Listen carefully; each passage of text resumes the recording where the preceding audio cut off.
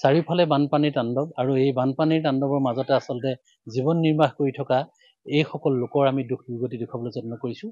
মই camera person কৌস্তভক দেখুৱাবলৈ অনুৰোধ জনাইছোঁ যে এইটো হ'ল বংকলৰ এটা পথ আৰু এই বংকলৰ পথটোৰ অৱস্থাটো আমি দেখুৱাবলৈ যত্ন কৰিছোঁ যে কেনেকুৱা এটা বিভীষিকাময় পৰিৱেশ আৰু এই পৰিৱেশৰ মাজতে আচলতে জনজীৱন এই ধৰণেই তেওঁলোকে জীৱন নিৰ্বাহ কৰি আছে।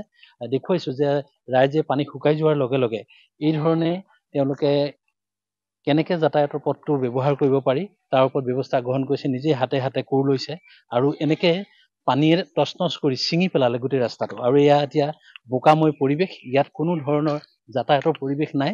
আমি কেমেৰা পাৰ্চনক দেখুৱাবলৈ অনুৰোধ জনাইছোঁ এই গোটেই পথছোৱা আচলতে বানপানীয়ে ছিঙি লৈ গুচি গ'ল আৰু মানুহৰ দুৰ্যোগৰ সীমা নাইকিয়া হ'ল।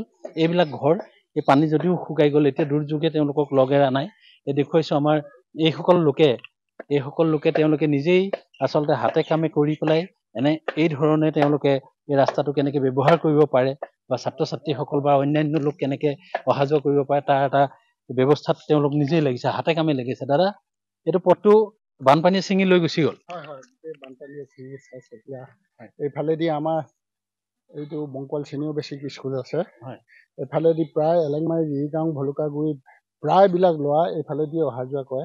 এতিয়া ল'ৰা ছোৱালী হয়, গোটেই ৰাস্তাটোৱে টুকুৰা টুকুৰ হৈ গ'ল। এতিয়া ৰাইজে হাতে কামে যি পাৰিছে কৰিব হয়, হাতে কামে পানী ওলাই গৈছে যদিও দুৰ্যোগ আঁতৰা নাই। হয় হয়, আঁতৰা নাই।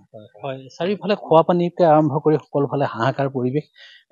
পশুধনসমূহ যি পশুধন আছে সেই পশুধন কেনেকৈ ইয়াত প্ৰতিপাল কৰিব, এই পৰিৱেশৰ মাজত আচলতে নিজৰ জীৱনটোকে বচাবৰ কাৰণে এটা হাহাকাৰময় পৰিৱেশ মই দেখুৱাইছোঁ। আপুনি অঞ্চলটোৰ পৰা সামগ্ৰিক পৰিৱেশ দেখুৱাৰ বাবে আপোনাক আমি এই মুহূৰ্তত ধন্যবাদ জনাইছোঁ।